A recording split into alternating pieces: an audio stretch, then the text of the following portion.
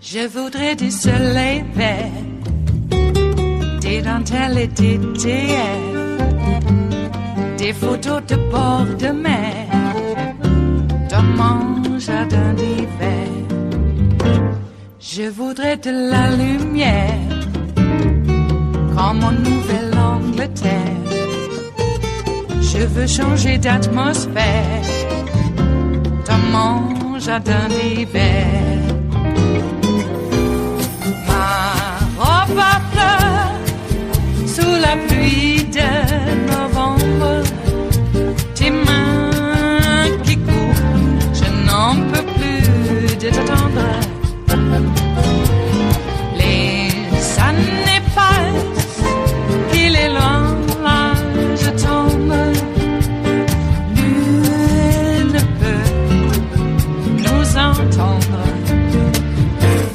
Je voudrais du Fred Astaire, revoir un latte. And joining us now for an exclusive interview, White House Senior Policy Advisor Stephen Miller.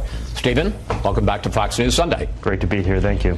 I want to start with something that President Trump said Friday when he was declaring a national emergency. Here he is.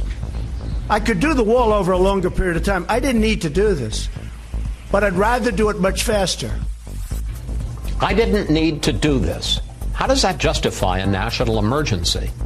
Well, as you know, Chris, we already have 4,000 troops on the border in light of the national emergency, a decision that was made almost a year ago, as we've seen an increasing number of people crossing the border, as well as increasing violence in Mexico. What the president was saying is that like past presidents, he could choose to ignore this crisis, choose to ignore this emergency, as others have, but that's not what he's going to do. The president talks about an invasion, used that word multiple times on Friday, an invasion on the southern border.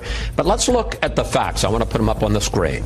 1.6 million people were stopped crossing the border illegally back in 2000. Less than a quarter that many were caught last year. The government's own numbers show, for all the presidents talk about drugs streaming over the border, 80 to 90% of the cocaine, heroin, and fentanyl seized at the border is seized at ports of entry, not along unfenced areas. And in 2017, twice as many of the new people in the country illegally were from visa overstays as were from crossing the border. Again, where's the emergency, the national emergency to build a wall? There's a lot of data you just presented there, so I'd like to go through it each one piece at a time if I could. So let's start with your point about the border crossings in the year 2000. Well, as you know, when George Bush came into office, illegal immigration total doubled from 6 million to 12 million by the time he left office. That represented an astonishing betrayal of the American people. And I'm not going to sit here today and tell you that George Bush defended this country on the southern border, because he did not.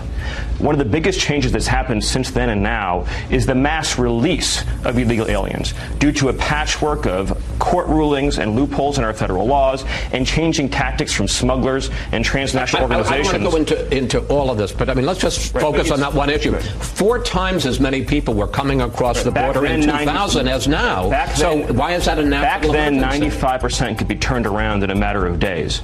As a result of loopholes, activist judicial rulings, and increasing sophistication from cartels, the reality is that more than half of people crossing the border are what we call non-impactable. They can't be turned around. And so what you see is sophisticated operations and smugglers will actually push out migrants and children and family units to divert border agents, and then because there's not secured areas with the wall, they'll then cross after the border agents have been diverted to those areas. But at a fundamental level, we could go down to the details, and you know, Chris, I could go down to the details as much as you want to. But the bottom line is this. Please don't. But the bottom line is this. You cannot conceive of a nation without a strong, secure border. It is fundamental and essential to the idea of sovereignty and national survival to have control over who enters and doesn't enter the country. And we can get into the statistics. You want to talk about drugs? There's been a huge increase in drug deaths since George W. Bush and Barack Obama were in office. I understand that, but 80 to 90% of those drugs that are being seized don't come across in unfenced areas. They come from ports of entry. Those are your own Customs and Border Patrol numbers. Which is the reason why we also asked for additional resources at the ports of entry. But Chris, which you got. But Chris, the problem with the statement that you're apprehending 80 or 90% of drugs at ports of entry is that's like saying you apprehend most contraband at TSA checkpoints at airports. You apprehend the contraband there because that's where you have the people, that's where you have the screeners. I assure you, if we had people of that same density and screeners of that same density across every single inch and mile of the southern border, you would have more drugs interdicted in those areas. You don't know what you don't know, and you don't catch what you don't catch. But as a matter of national security, you cannot have uncontrolled, unsecured areas of the border where people can pour in undetected. Okay. And I would, one more point. I guarantee you this. If Donald Trump had said he's invoking the National Emergency Military Construction Authority to build a security perimeter in Iraq or Afghanistan or around a military installation in Syria, there would not have been one word of objection from Congress. This is defending our own country. I question whether, in fact, that's the case. But in any case, let's talk about the constitutional aspects of this, because I've talked to you over the years. I know that you are a constitutional conservative, and you believe the Constitution should be interpreted as written, correct? Yes. Okay. Here's Article 1, Section 9, Clause 7 of the Constitution as written. No money shall be drawn from the Treasury but in consequence of appropriations made by law. Isn't what President Trump wants to do a clear violation of what the founders, of what James Madison talked about as giving Congress the power of the purse? No, because Congress in 1976 passed the National Emergencies Act and gave the president the authority, as a result of that, to invoke a national emergency in many different circumstances, but among them for the use of military construction funds. And that was the point I was making earlier, is that if the president were to say we're going to use military construction funds to, say, increase the perimeter around a base in Bagram, around a base in Syria, nobody would even say anything about it. We have 4,000 troops on the border right now, and as a result of that mission, they need to secure those areas where they're patrolling. But let's talk about national emergencies. National emergencies have been declared 59 times since 1976 when the law was passed, the National Emergencies Act. Can you point to a single instance, even one, where the president asked Congress for money, Congress refused to give him that money, and the president then invoked national emergency powers to get the money? Well, first of all, can you find out one case? What you're missing, Chris, is that the national emergencies don't all have the same authorities and the same justification. I understand that, but there have been 59. Can you find one case like that? This authority specifically refers to the use of military construction funds. Other emergencies, for example, were declared to promote. I mean, if you want to talk about military constructions, do you know how many times military construction has been invoked as a national emergency? That one was in twice. Right. Twice. Once by George H.W. Bush during the middle of the Gulf War, and the second time by George W. Bush right after 9/11. Chris, this is hardly comparable to either of those. Can you name one foreign threat in the world today, outside this country's borders, that currently kills more Americans than the threats crossing our southern border? You know, the joy of this is I get to ask you questions you don't get to ask. The answer is no. But then answer my question. Can you name one case where a president has asked Congress for money, Congress has refused, and the president has then invoked national powers to get the money anyway? Well, this current situation... Just yes or no, sir? The current situation pertains specifically to the Military Construction Authority. I'm just asking, has there been a single case where Congress asked for money for military construction, Congress said no, and The meaning of the statute, Chris, is clear on its own terms. If you don't like the statute, or members of Congress don't like the statute... Would you agree the answer is no? There hasn't been a single case like this. But the premise of your question is also false, because Congress has appropriated money for construction of border barriers consistently. This is part of a national security mission. But it has never done this under a national emergency where President... We've declared national emergencies to promote democracy in Belarus, to promote democracy in Zimbabwe. But it didn't involve taking money that Congress refused to appropriate. They didn't refuse to appropriate it. They passed a law specifically saying the president could have this authority. It's in the plain statute. That's a decision that Congress made. And if people don't like that, they can address it. But to my point that I made, this would not be even an issue if the president was invoking that statute to support some foreign adventure overseas. You and I both know that presidents for years have engaged in one military adventure after another, not to mention the fact that we do operations to destroy drug fields in foreign lands in Afghanistan or in Colombia, and we can't even deal with the criminal cartels operating on our border. Okay, let's talk about organizations I want to move. Are destabilizing the Western Hemisphere. I want to move. Fundamental foreign policy respectfully. Final question: if both the House and the Senate approve a resolution of disapproval, which they're allowed to, is specifically called for in the National Emergencies Act, and if they pass it in the Senate, it would be with bipartisan support because there's Republican control. If they pass a resolution of disapproval, will the president veto that, which would be the first veto of his presidency? Well, obviously, the president is going to protect his national emergency declaration, Chris. And I know that we're out of time, but again, I want to make this point. There's no threat. So, yes, he will veto? He's going to protect his national emergency declaration, guaranteed. But the fact that they're even talking about a resolution of disapproval shows you this is a statutory issue and a statutory delegation that Congress made. But again, I want to make this point. This is a deep intellectual problem that is plaguing this city, which is that we've had thousands of Americans die year after year after year because of threats crossing our southern border. We have families and communities that are left unprotected and undefended. We have international narco-terrorist organizations. This is a threat in our country, not overseas, not in Belarus, not in Zimbabwe, not in Afghanistan or Syria or Iraq, but right here. And if the president can't defend this country, then he cannot fulfill his constitutional oath of office. Stephen? Thank you. Thanks for coming in. It's always good and always challenging to talk to you. It is Monday, the 18th of February of 2019, and you are in West Coast Cookbook and Speakeasy.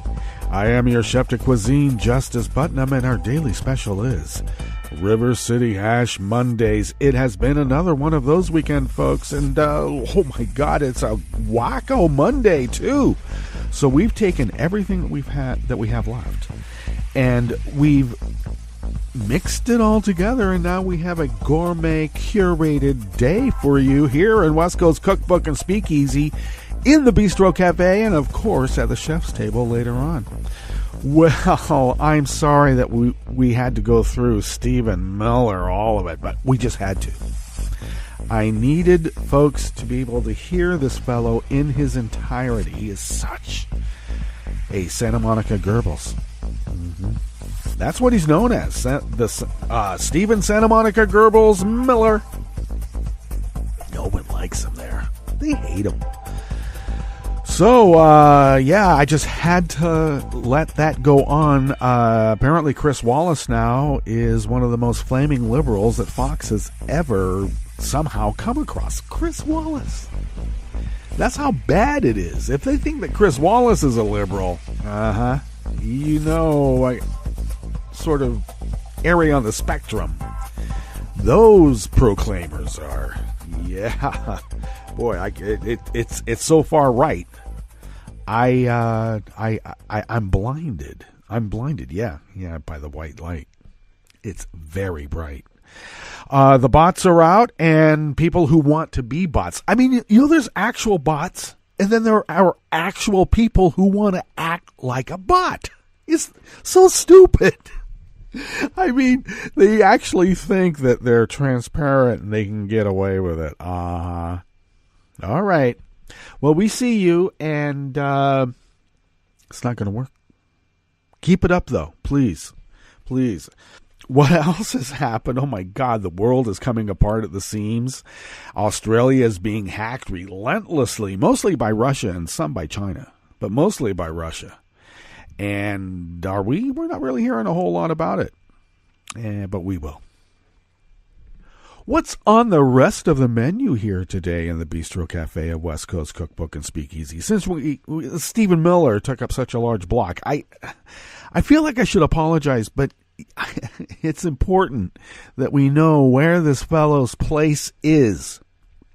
Santa Monica Goebbels. On the rest of the menu, here in the Bistro Cafe, part of West Coast Cookbook and Speakeasy, an 11-year-old student was arrested by his school's resource cop when a substitute teacher complained that the student would not stand or even recite the Pledge of Allegiance. They arrest kids, especially when they're black. I forgot about that part. The kid's black. All right. The Texas Secretary of State apologized for the debunked claim of 95,000 illegal voters.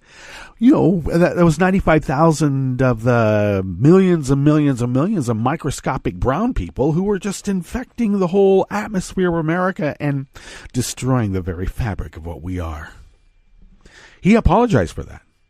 And new documents have raised new questions that Trump lawyers provided false information and lied to ethics officials.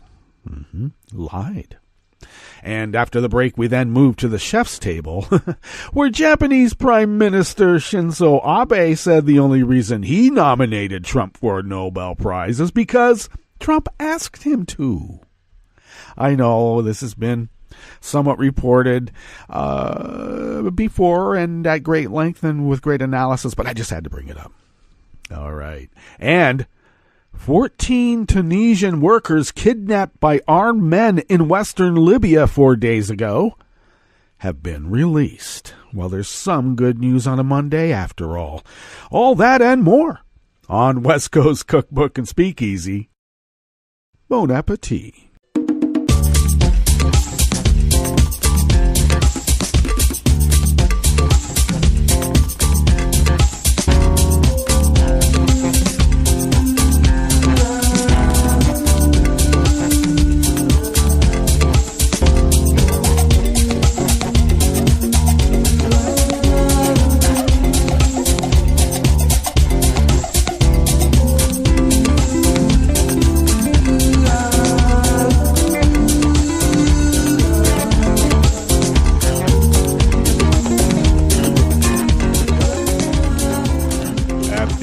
Of our homepage at netrootsradio.com. To the rightish of the page is the chat room link monitored by Kelly Lincoln. Please do check in there, and thank you, Kelly, for manning the chat room. To the leftish of the chat room link at the bottom of our homepage at netrootsradio.com, you will then notice the contribute button, and if you could please become a recurring Patreon of Netroots Radio, that recurring contribution helps us pay the bills, get the needed equipment that we need. And let me just fill you in on something weird about ghosts in the machine. The battery on this old Dell has been going out. Now, I broadcast off of the MacBook, okay, and it's getting old too. But I use the Dell as the workhorse in which I grab files and write and whatever, because the MacBook is dedicated to the broadcast. Well, the battery's been going out on this, and as soon as I purchased a non-Dell battery and it got delivered, now the thing works and it holds a charge. Damn it. But I don't trust it, and now I don't know if I should trust the off-market non-Dell battery. What if? So, but that's because my tech abilities are really just at the user end. I know a little bit of how to get around, but yeah. I'm not a gearhead, and I'm not a techie either, but I get by. But thank you for your recurring contributions, and the bills are getting paid, but boy, they're kind of getting more expensive, Dan. And especially when coupled with the equipment that has gotten fairly old over the years, as it is wont to do. All right. If you would like to follow Netroots Radio on Twitter, do so at Netroots Radio. Thank you, Tom, for taking care of that. You can follow me on Twitter at Justice Putnam. I also post the show notes and links diary on Daily Codes about 10 minutes before showtime, a very integral part to this whole operation. It's multimedia. The only thing we don't have is an overhead projector because it's radio. Okay? All right. If you would like to follow the show on Twitter, do so at Cookbook West, and pick up podcasts by way of Spreaker, Stitcher, TuneIn, iTunes, YouTube, iHeart. Did I say iTunes already? I probably did, but you can pick it up there. And Apple Podcasts? I don't know how that's different, but they call it that. And wherever fine podcasts can be found, mixed in with all the other podcasts that are out there in the world. Okay. Well, quick little bits of personal news. My prescription glasses, one of the stems broke. How dare it? And you know how hard it is to repair a pair of glasses when you can't see? And every other pair of glasses, like the readers that you have, aren't even close to being where they should be. So, well, fortunately, it's Monday today, President's Day. Yeah, that's going to be helpful. So I need to get an eye exam and a new prescription and a new pair of glasses. And maybe the people at Walmart, since don't ask me why I'm going there. I have an elderly mom, so we do. But I'm going to stop in there and see maybe they can Gorilla Glue the thing together and maybe give me a little bit of respite until I get a new pair. I hate getting old. And I hate it when, equipment that you have gets old. Oh, did I tell you? Yeah, my insurance coverage doesn't cover vision. Because they know when you get old, you're going to need glasses, right? Well, how else are they going to make money? Okay, we better get into these articles here because time's a-flying. And Stephen Miller, Santa Monica Goebbels, God, I hate him. I just had to put him up there. God. And it's worse when you look at him. Don't do it. Okay? Your sanity will be saved if you only experience Stephen Miller by way of radio. Or audio. Same thing. Gwendolyn Smith of the New Civil Rights Movement brings us this first article here. In the Bistro Cafe of West Coast Cookbook and Speakeasy, an 11-year-old Lawton Childs Middle Academy student in Lakeland, Florida, was arrested and removed from class after a substitute teacher demanded the student recite the Pledge of Allegiance. A substitute teacher. Yes. I don't know. When I was a substitute teacher, I didn't demand complete compliance from my kids. Because, you know what? They weren't my kids. Jesus. The teacher who was filling in just this last February 4th asked her 6th grade class to stand and recite the pledge. But the student refused, reportedly telling the substitute teacher that the flag was racist and adding that the national anthem was offensive to black people. Well, the substitute then challenged the student, saying in a statement to the district that she told the student why if it was so bad here, why didn't he go to another place to live? Well, that's why she's only a substitute teacher, apparently. He answered saying, "They brought me here." Well, fine on this little man. I like this. Thank you, kid. Well, then, of course, she's going to press the issue. Well, you can always go back because I came here from Cuba. And the day I feel I'm not welcome here anymore, I would find another place to live. And then I would say, well, how about if we put you in chains? See how easy it is for you to leave if you don't like it. And then she would say, well, you're not in chains now. And then the 11-year-old would say, look at this. The chains of oppression are societal norms that keep us oppressed, lady. And then it would escalate from there, and then she got all upset and called the office, and who answered? The resource cop. And he knows how to handle that.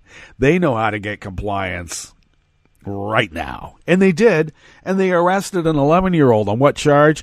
Not for refusing to recite the Pledge of Allegiance or standing for the flag, but for being disruptive. You know, the disruptiveness of not standing for the flag and reciting the Pledge of Allegiance. Apparently, as decided in the Supreme Court over and over and over, that you don't have to stand for the flag. And you don't need to recite the Pledge of Allegiance. Well, the district is looking into it, and they have put out a statement that she won't be teaching in any more of their schools. I guess that's why she's only a substitute teacher.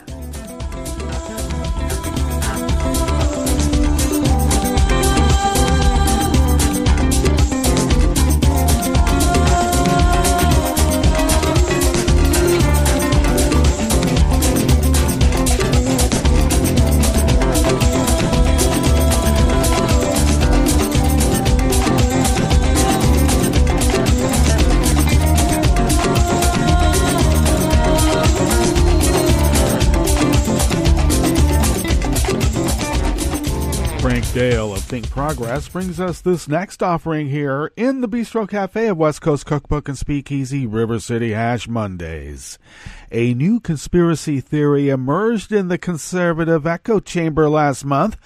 Republicans have made many baseless claims about voter fraud in recent years, even though instances of a person impersonating another voter to cast a fraudulent ballot are less common than shark attacks. But I gotta tell you, when a shark attacks, it's damn bloody. But this latest attempt wasn't from some random corner of the internet. Oh no. The claim that as many as 58,000 ballots had been cast by 95,000 illegal voters in Texas since 1996 was made by the Office of Texas Secretary of State David Whitley, parenthetical an R for repug. They're everywhere. Well, Texas Attorney General Ken Paxton, another repug, tweeted out the supposed voter fraud alert, and then from there it started, well, getting more popular in that echo chamber. Just echo. Whitley's claim was then amplified by Texas Governor Greg Abbott, another one of those repugs, they're everywhere, and featured heavily on Fox News, which is, as everyone knows, repug land, which inevitably led to it appearing on Donald Trump's Twitter timeline, because he still believes that how many millions of people voted in Maine alone? They came across from Canada, somehow from the southern border. I don't know how it works, but it works for Don. However, Whitley's office backtracked in recent weeks after outlets like the Texas Tribune noted that tens of thousands of supposed illegal voters were actually U.S. citizens. See, Whitley's list contained at least 20,000 naturalized citizens who are eligible to vote, and one county found that 18,000 of its citizens were improperly listed. Oh, naturalized citizens? You mean brown people? They're not real Americans now, are they? Because in the repug mind, that's how it works. Despite acknowledging the errors, well, Whitley reportedly sent the inaccurate list to Texas Attorney General Paxton, repug, for investigation and possible prosecution, and then they said, oh, what a mistake. Too bad. Too late. We're sorry.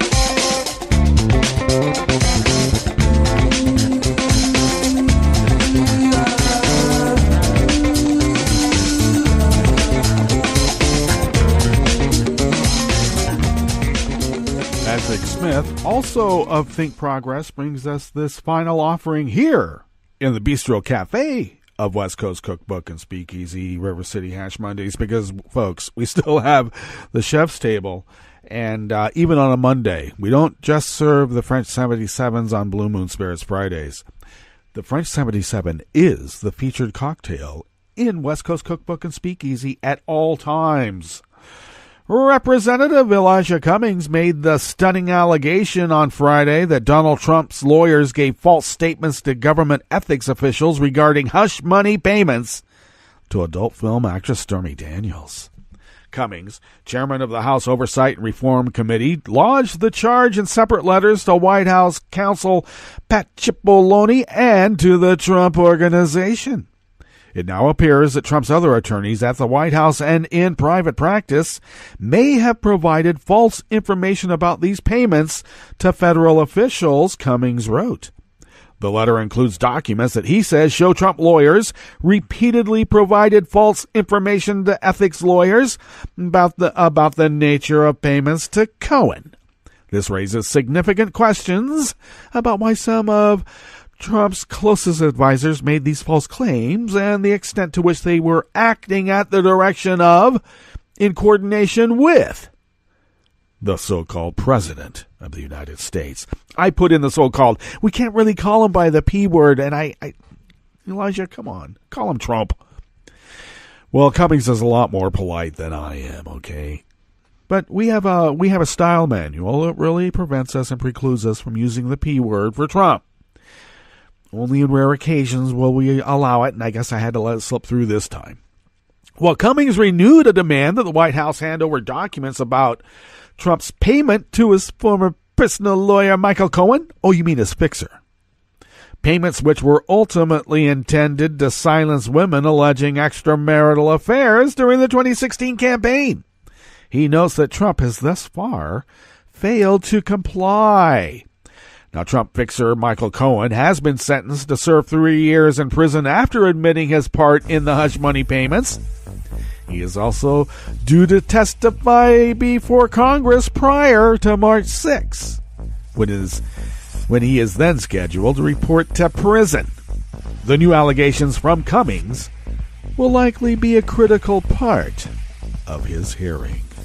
That brings us to our break, and we better take a break because, damn, Santa Monica Goebbels taking all that time. Let's go to our break, and when we come back, we will go through weather from around the world and finish up with the stories that we have curated for you today.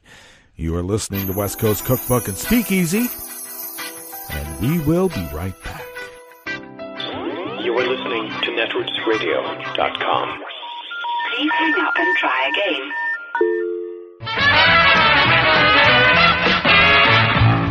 From a point at sea to the circles of your mind, a new force is at work for planetary transformation.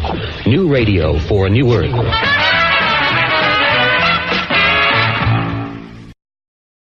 This is Take Two Movie Review. I'm Mike Friend. This week, All in the Family. The Oscar-nominated film Shoplifters, winner of the Palme d'Or at Cannes, certainly contains shoplifting, but it's about so much more. From award-winning director Hirokazu Koreeda, the film is an unconventional look at family and what it means to be one. Shoplifters is set in a part of Tokyo you won't see in travel brochures. When we first meet the Sumida family in their cramped apartment, we assign conventional roles to the members: man of the house for Osamu, grandmother for Hatsu, tween son for Shota, etc. These assumptions go by the wayside, however, as the onion of how they support themselves is unpeeled. Early on and pivotal to the story, Osamu and Shota bring home a young neighborhood girl named Yuri on a particularly cold night after finding her outside alone. After a few days, a statement in itself, she's noticed missing and it quickly makes the TV news. The Sumidas, aware, only half-jokingly rationalize that it isn't kidnapping because the child's family abused her and they weren't asking for ransom. It's clear they have other values. The Osamu-Shota, man-of-the-house tween relationship is interesting. We see them work a fairly professional shoplifting operation, quipping that food in a store doesn't belong to anyone yet, but their complementary emotional needs are quite clear. Eventually, the boys' moral conflicts accelerate a reckoning that all families must confront in time, that things change, as the grandmother figure presages in a beach scene where she covers age spots with sand. A struggle such as this between nobility and desperation could be a prescription for some heavy-handed art house preaching, but that never happens with Shoplifters. Its reflection is balanced with humor, and its kudos speak to its very human statement. This has been Take Two Movie Review. I'm Mike Friend. Catch up with us at take2moviereview.com and feed us back on our page on YouTube.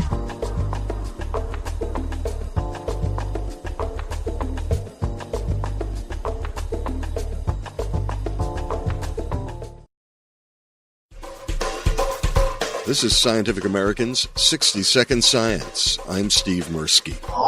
You know, when this little rover landed, the objective was to have it be able to move 1,100 yards and survive for 90 days on Mars. NASA Administrator Jim Bridenstine. And instead, here we are 14 years later, after 28 miles of travel, and today we get to celebrate the end of this mission. Bridenstine spoke at a press conference at NASA's Jet Propulsion Laboratory today, February 13th, 2019. The media event was called to officially mark Opportunity's demise. The rover has been quiet since last June, when a severe dust storm covered its solar panels. Only about 1/40th of the typical amount of solar radiation was getting through to power the rover, and it's been silent since. Opportunity is very close to the equator, so there's lots of solar power. Cornell University astronomer Stephen Squires talking to Scientific American back in March 2006. He was the principal investigator for the science payload of the Mars Exploration Rover project, better known as the two rovers Spirit and Opportunity. They landed on Mars 3 weeks apart in January 2004. The Spirit rover, much further from the equator, stopped reporting back to NASA in 2010. But Opportunity, like an interplanetary Energizer bunny, just kept going. Along the way, it found ample evidence for the presence of water during Martian history. Back in 2006, Squires offered this confident, and we now know correct, assessment. I think Opportunity could last quite a long time. For Scientific American's 60-Second Science, I'm Steve Mirsky. This is a message from CDC. After hurricanes, tornadoes, and floods, standing water and excess moisture help mold grow in your home, garage, and other structures. When you return to a home that has been flooded, know that you're likely to have mold. Mold puts your family's health at risk. If you have mold growing in your home, you should clean it up and fix other water problems, such as leaks in roofs, walls, or plumbing. Keep your children and pets out of affected areas until you've cleaned. Control moisture in your home to prevent mold growth. To remove mold growth from hard surfaces, use commercial products, soap and water, or a bleach solution of no more than 1 cup of household laundry bleach in 1 gallon of water. Follow the manufacturer's instructions. Never mix bleach with ammonia or other household cleaners. It will produce dangerous, toxic fumes. Open windows and doors to provide fresh air. For more information, visit cdc.gov or call 1-800-CDC-INFO. Sweetie, want some fruit? You have to use the right tool for the job. A power drill is the wrong tool to slice fruit. Just like an antibiotic is the wrong tool to treat viruses, including colds and flu. Antibiotics are only needed for certain bacterial infections. When they aren't needed, antibiotics won't help you, and the side effects could still hurt you. Ask your healthcare professional when an antibiotic is the right tool and when it's not. Visit cdc.gov/antibiotic-use.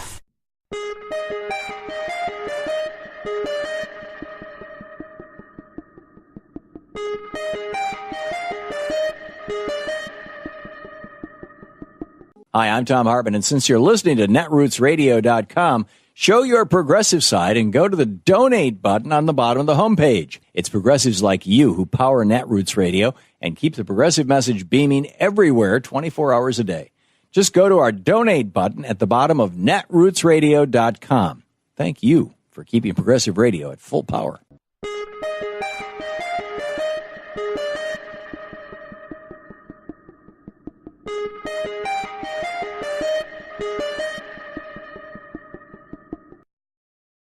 Donald Trump is claiming that voter fraud in the United States, quote, all over the country is rampant, end quote.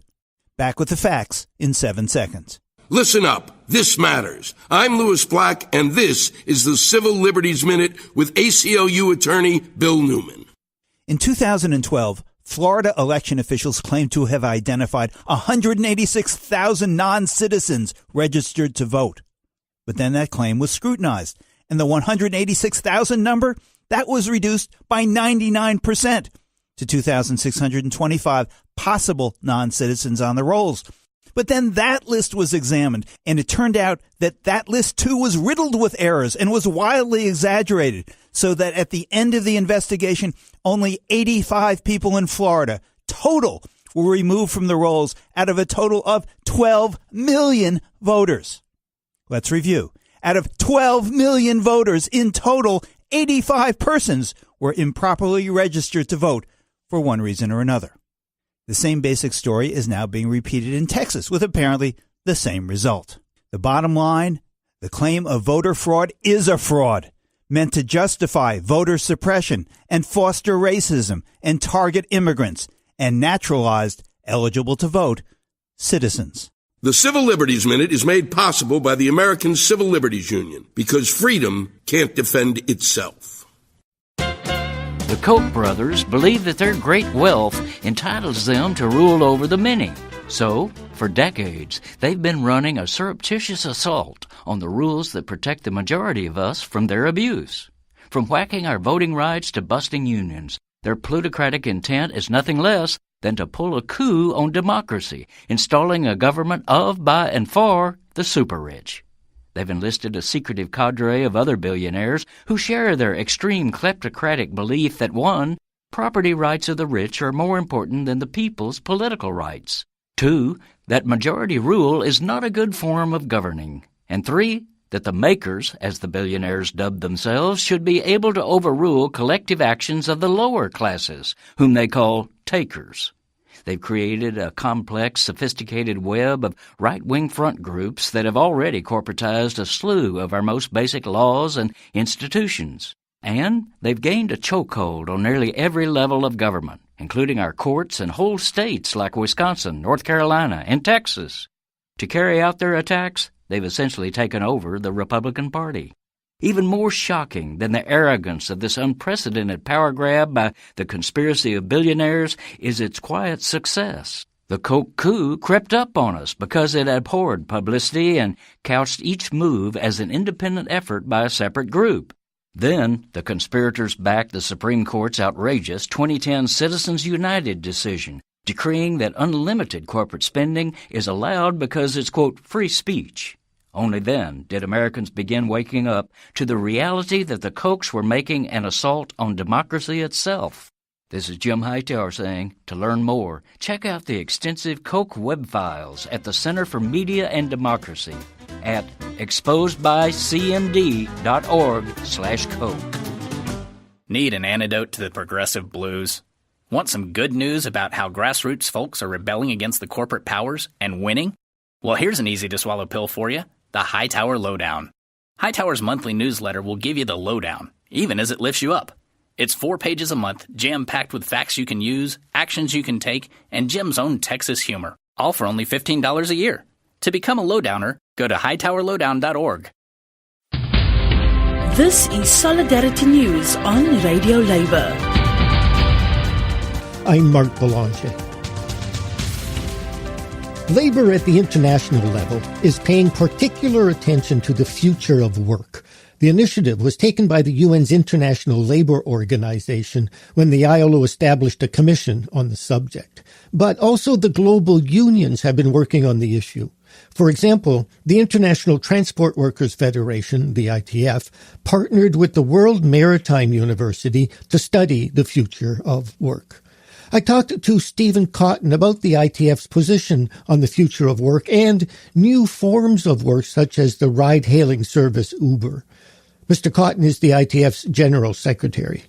We've also worked on a project about driverless trucks, and first is to comprehend what is semi-autonomous work and fully autonomous work. We're also doing some work with the World Maritime University, but we're also talking to other interested parties, the World Economic Forum, the World Bank, about where exactly we are in this process. So I think our conclusion and the ITF, and again, the World Maritime University's outcome does say certain jobs are at greater risk of, what's the appropriate word, of being displaced by an automated model than other jobs. And then there's a conversation about what does that actually mean. And I think we're of the view in responding, and we will be working this year to come out of a more finite representation, that we believe a number of tasks in jobs will be automated and not necessarily jobs as we would describe them. But then, of course, there's also that question about union power and engagement and dialogue. And we very much like the work that's come out of the ILO Commission that was launched in January, talking about using the tripartite model to come up with a regulatory safety net that allows, the future of work and the opportunity for automation to be brought in alongside the human element and in consultation and in a governance way that ensures that, people do have a say about what happens. Because our general view is a lot of what we read is about product placement, and a lot of what we read is about the manufacturers creating an opportunity for themselves to sell their product. And of course, that tends to antagonize our members and certainly makes it for an entrenched conversation which is ultimately adversarial, because we don't think the future of work is just a labour question. We believe it's a society question. What about Uber? What's the ITF's position on the service? I think the key issue is regulation, and I think that's been played out in the battleground that Uber's created by going into markets and challenging the status quo of taxi operators or self-driving taxi, or some of them are members. But I think there's also this question about, and I think the Commission looks at this, the ILO Commission, but there's also a conversation about, labour is as simple as how much do we sell our time for, and what do we contribute into that process. Now, Uber has come up with a model that certainly gives a lot of flexibility, but really, is it so different to actually a taxi driver wants to be compensated for the time he's driving, and the client is the rider, and the Uber model is just the interface for contracting his or her labour. So for us, we have been looking at regulatory frameworks. And that's it. International labor news you can use. You can find our feature stories and daily newscasts at www.radiolabor.net. Follow us on Twitter @RadioLabor. I'm Mark Maloney. Thank you for listening. And remember, it's all about global solidarity.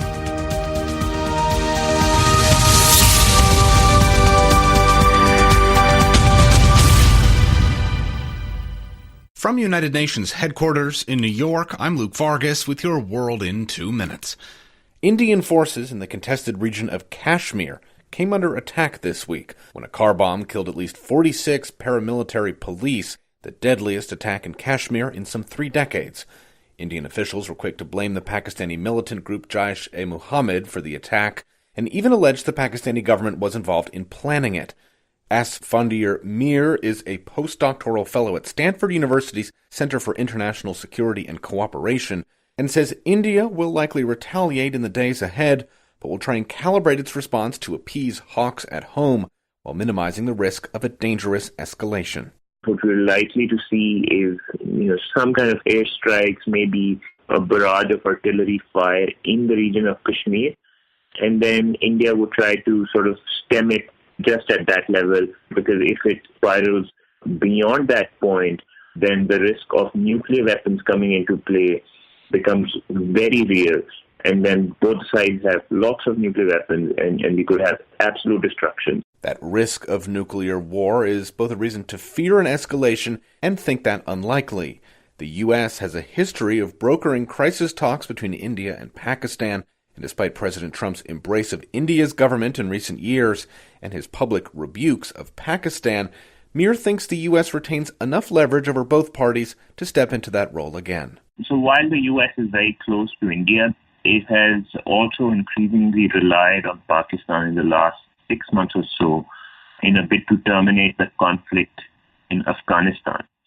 And for reasons of history and for reasons of current geopolitics, I think Pakistanis are likely to also sort of look towards the U.S. to defuse the situation if it appears to be getting out of control. Luke Vargas, The United Nations.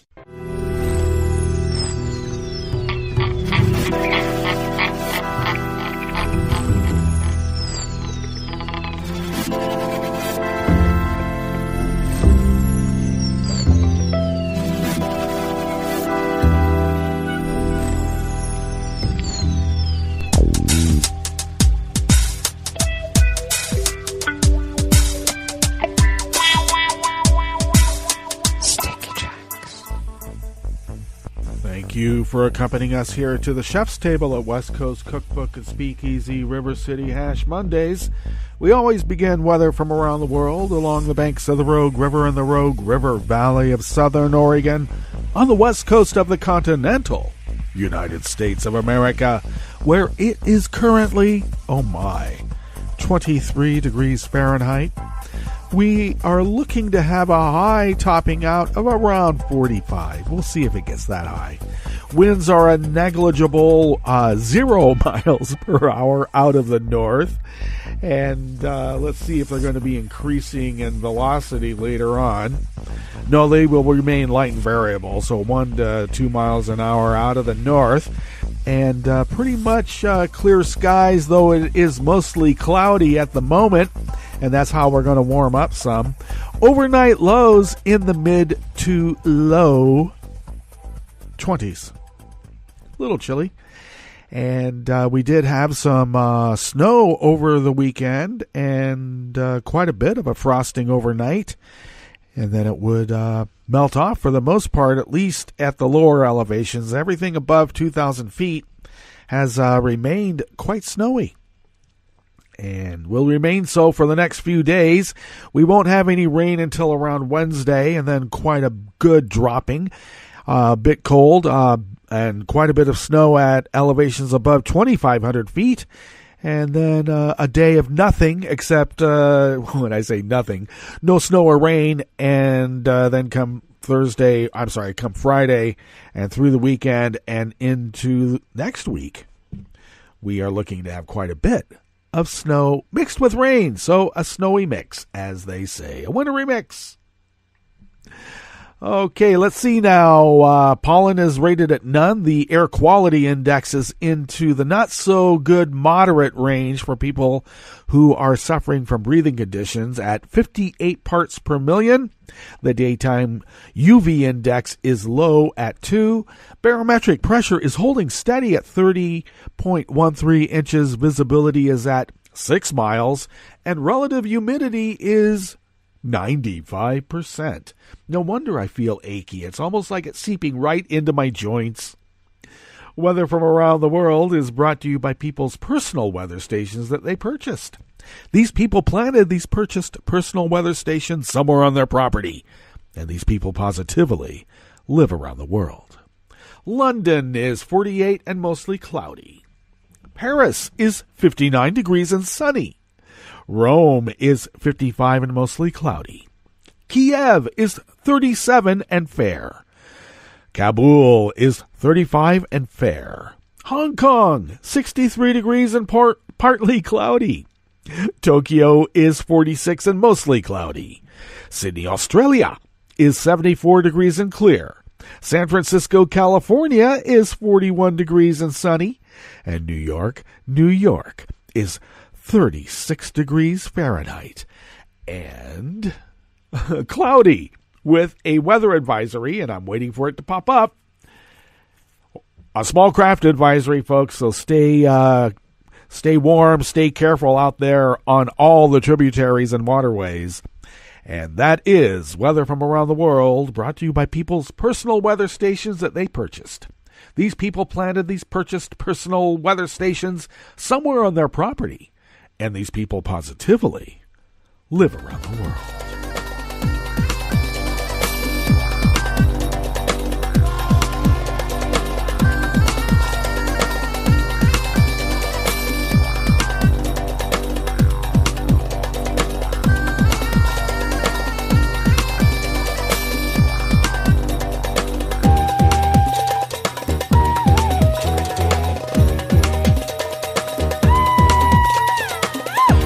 Elizabeth Pressa of Alternet brings us this first amuse-bouche here at the Chef's Table at West Coast Cookbook and Speakeasy, not counting the weather from around the world. Okay, a little more than amuse-bouche there.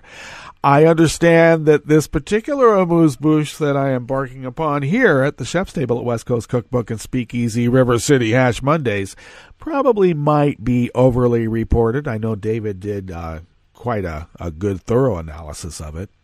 and also brought up the fact that this is not the first time that Donald Trump has been nominated for a Nobel Peace Prize, though the other two times the Nobel Committee deemed the nomination application to be forgeries, both by the same person. So I guess Donald thought, well, I'll get the Prime Minister of Japan to do it this time because they want nukes. I'll promise them nukes. You nominate me for the Peace Prize, I give you nukes. See, this is how the mind of a mobster works.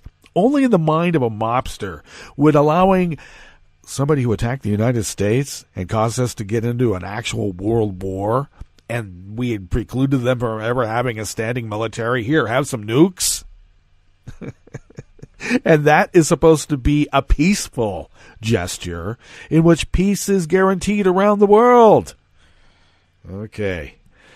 Maybe the Nobel Prize Committee, especially the ones who are awarding the Peace Prize, might wonder at Donald Trump being nominated. I mean, you could say that after the fact that maybe Obama, going after a few people in a heavy-handed militaristic way might not necessarily be the best candidate for the Nobel Peace Prize, but he'd already had it.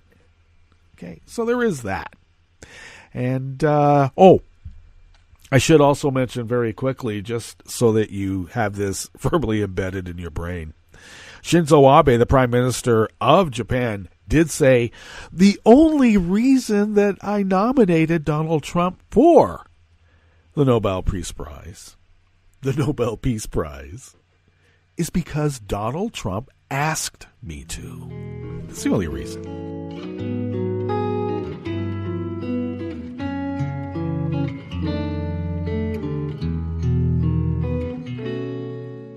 Je te donne ce mon amour pour la vie entière. La promesse de me trouver à tes genoux. Aussitôt que tu m'appelles, rester toujours fidèle. C'est tout, c'est tout. Je te donne tous mes printemps, mes étés de mer.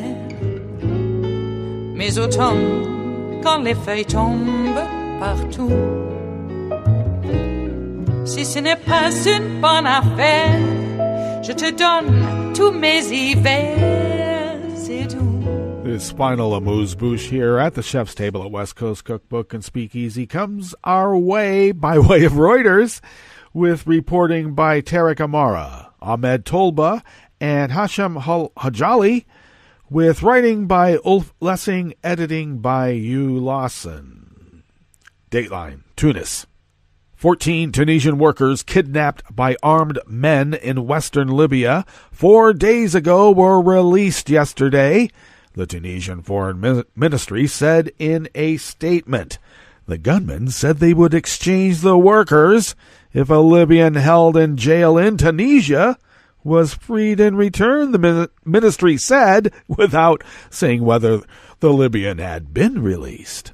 Now, the 14 were seized in the small town of Zawiya, west of the capital Tripoli, on their way to an oil refinery, a human rights activist said on Friday. Well, that is good news, though I don't know.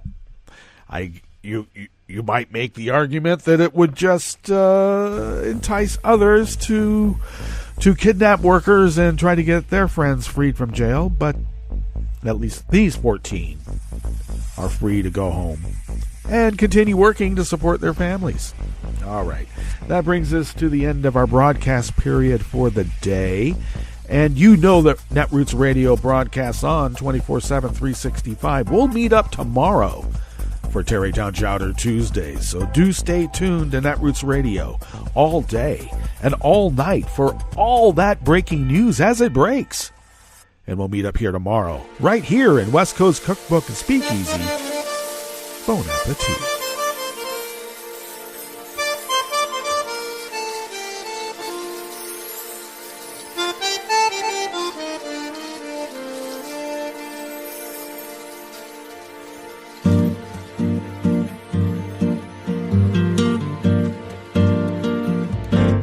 Je voudrais du soleil vert, des dentelles et des théières, des photos de bord de mer, dans mon jardin d'hiver.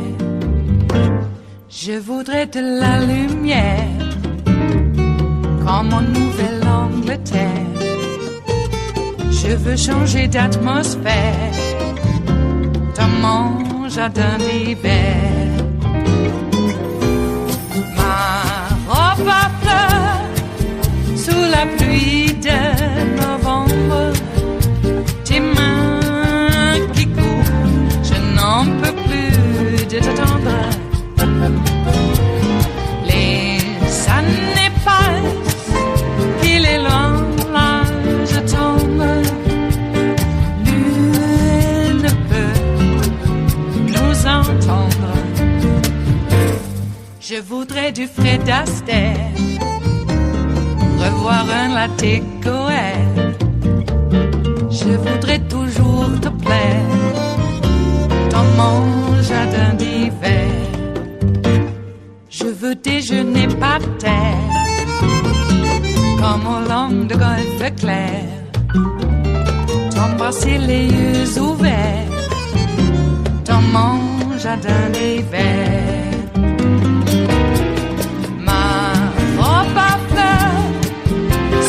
Pluie de novembre, tes mains qui courent, je n'en peux plus de t'attendre. Les années passent, il est loin, là je tombe. Nul ne peut nous entendre. Ba-da-da-dum-di-da-dum. Ba-da-da-dum-di-da-dum. Ba-da-da-dum-di-da-dum. Dans mon jardin d'hiver. Ba-da-da-dum-di-da-dum. Ba-da-da-dum-di-da-dum. Ba-da-da-dum-di-da-dum. Dans mon jardin d'hiver. Dans mon jardin d'hiver. Dans mon jardin d'hiver.